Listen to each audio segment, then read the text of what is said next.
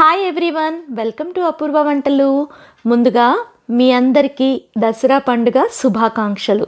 దసరా రోజున కొన్ని ప్రాంతాలలో నాన్ వెజ్ని ప్రిపేర్ చేసుకుంటూ ఉంటాము. అలా మా రాయలసీమ స్టైల్లో చిక్కటి గ్రేవీతో మటన్ కర్రీని పర్ఫెక్ట్గా ఎలా ప్రిపేర్ చేసుకోవాలో చూసేసేద్దాం రండి.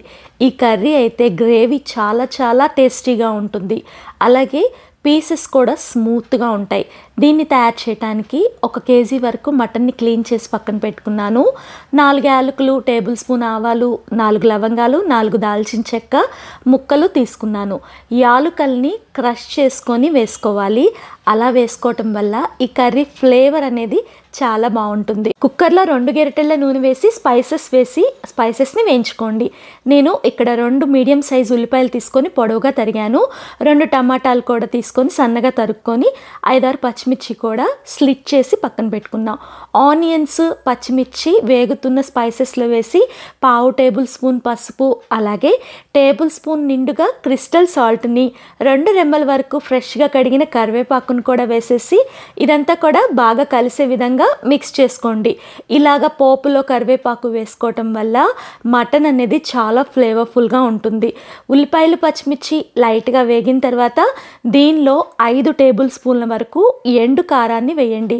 కారం అనేది మటన్కి ఎక్కువే పడుతుందండి. ఒకవేళ మీరు కారం తక్కువ తింటే తక్కువైనా వేసుకోవచ్చు. కారం మాడకుండా లైట్గా 5 నిమిషాల పాటు సిమ్లో వేపుకున్న తర్వాత రెడీ చేసుకున్న 1 కేజీ మటన్ని దీంట్లో యాడ్ చేసేసుకోండి.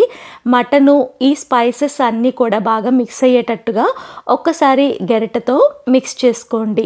మటన్లో నుంచి వాటర్ అనేది రిలీజ్ అయ్యే వరకు కూడా మీడియం ఫ్లేమ్లో ఒక 5-6 నిమిషాల పాటు దీన్ని ఉడికించుకోవాలి.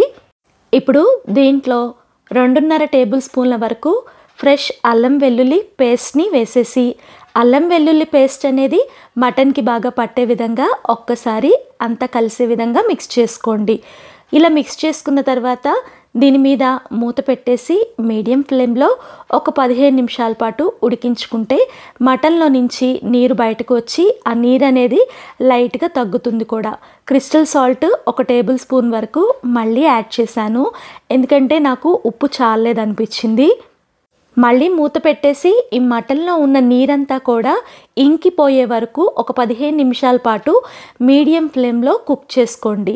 కంప్లీట్గా ఈ నీరంతా పోతేనే మటన్కి ఉప్పు, కారం అనేవి బాగా పట్టి మటన్ అనేది బాగా ఉడుకుతుంది. ఇక్కడ మనం కుక్కర్ పెట్టే ముందు మటన్ని కనీసం 60% కుక్ చేసుకోవాలి. దీంట్లో 1 కప్పు వరకు ఫ్రెష్ పచ్చి కొబ్బరి పేస్ట్ని కూడా వేసేసి అది కూడా మటన్కి బాగా పట్టే విధంగా మిక్స్ చేసుకొని ఒక 5-6 నిమిషాల పాటు దీన్ని మూత పెట్టి మగ్గించుకోండి. అప్పుడు ఏంటంటే పచ్చి కొబ్బరి ఫ్లేవర్ అనేది మటన్కి బాగా పడుతుంది. దీనిలో 1 లీటర్ వరకు వాటర్ని యాడ్ చేసేసి అంతా బాగా కలిసే విధంగా ఒక్కసారి మిక్స్ చేసుకోండి. మీరు కర్రీ తినే కన్సిస్టెన్సీ ప్రకారం వాటర్ని యాడ్ చేసుకోండి. మేమైతే కర్రీ అనేది కొంచెం పల్చగా తింటాం కాబట్టి ఎక్కువ వాటర్ యాడ్ చేశాను. ఇదంతా కూడా బాగా కలిసే విధంగా ఒక్కసారి మిక్స్ చేసుకొని దీన్ని ఒక ఉడుకు పట్టనిద్దాము. ఇలా కర్రీ అనేది ఒక బాయిల్ వచ్చిన తర్వాత దీనిలో 1 టేబుల్ స్పూన్ వరకు ఇంట్లో తయారు చేసిన గరం మసాలాని వేశాను. మీ దగ్గర ఏ గరం మసాలా ఉంటే దాన్ని యాడ్ చేసుకోవచ్చు.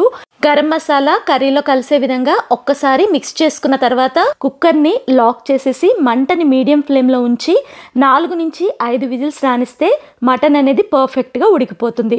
విజిల్ పూర్తిగా వదిలిన తర్వాత మీకు చూపిస్తున్నాను. చూడండి గ్రేవీ అనేది ఎంత థిక్గా ఉందో, మటన్ కూడా చక్కగా కంప్లీట్గా కుక్ అయిపోయింది. లాస్ట్లో మంచి ఫ్లేవర్ కోసం 2 రెమ్మల వరకు కరివేపాకును వేయండి. ఈ కర్రీ అనేది చాలా టేస్టీగా ఉంటుందండి. దీన్ని తింటుంటే మనకి పోపులో వేసిన ఆవాలు, యాలకుల తాలూకా ఫ్లేవర్ అనేది బాగా తెలుస్తుంది. మీరు కూడా ఒక్కసారి నా స్టైల్లో ఈ రాయలసీమ స్పెషల్ మటన్ కర్రీని ట్రై చేసి మీకు ఎలా వచ్చిందో కామెంట్ చేయండి. వీడియో నచ్చితే లైక్ చేయండి.